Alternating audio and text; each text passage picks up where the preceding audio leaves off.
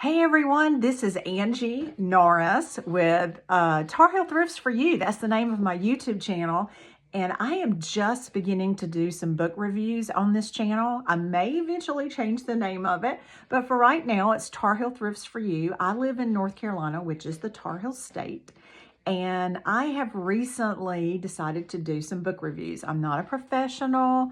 I've watched a lot of people do book reviews. And so I decided to give it a hand, give it a try with books that I have recently read. I'm trying to keep the videos to around 5 minutes to keep your interest.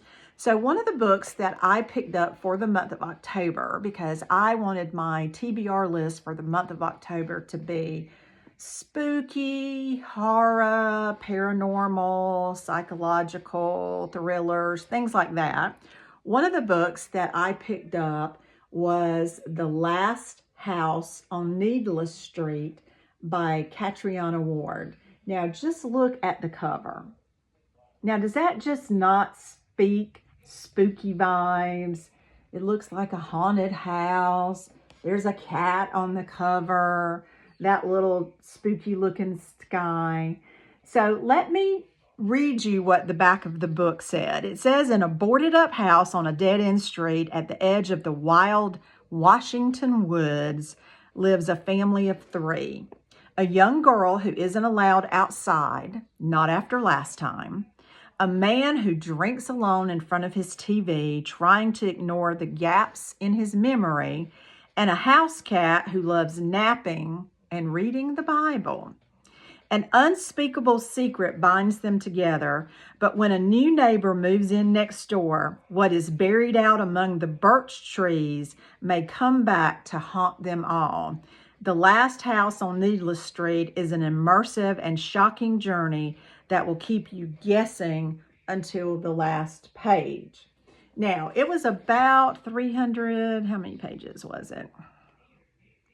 Like 330-ish or so. So it didn't take me a tremendously long time to read this, but it took me longer than I thought because it just did not hold my interest. So each chapter is written from the perspective of one of the characters. And as you just heard, there's a young girl, there's a man, and there's a cat. And then you also do get introduced to the neighbor who moves in next door. But this is basically a psychological thriller, so to speak. And I'm going to spoil it for you guys because personally, I wouldn't waste my time reading this book. I gave it a 2-star.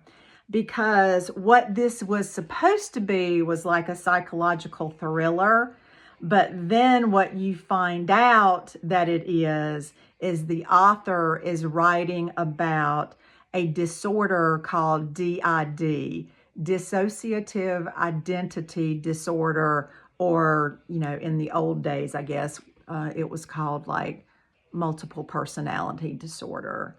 So you find out, I mean, I'm just going to spoil it for you guys because I'm just telling you, you shouldn't even waste your time reading it. All 3 characters are one. And so it just, to me, it was nothing like I thought it was. And it did not hold my interest. I did finish it because I wanted to finish it to see if it got better. I kept reading it, wanting it to get better, but it just didn't get there for me. So if you're looking for a spooky psychological thriller read for October, this is not it. 2-star. Y'all have a good night.